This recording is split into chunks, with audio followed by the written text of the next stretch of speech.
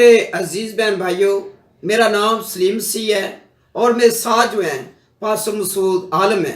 और आज हम विज़िट करते हुए और जो इवेंजलिस्ट हैं दान यूसुफ के जब हम घर पहुँचे तो आज भाई दान यूसुफ ने जब मेरी बाइबल मुकद्दस को देखा, उस पर जो कवर है ये बड़ा रफ सा था और उसने हमें बाइबल मुकद्दस का एक नया कवर हमें फ्री दिया है, गिफ्ट किया है। मैं दान यूसुफ का शुक्रिया अदा करता हूँ।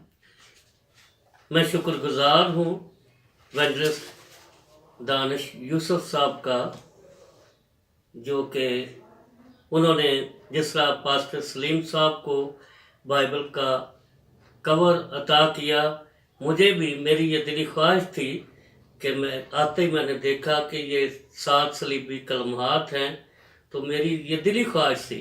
सो खुदा ने उनके दिल में ये डाला और उन्होंने 7 सलीबी कलमात मुझे अतिया के तौर पर, तोहफे के तौर पर अता किए। मैं शुक्रगुजार।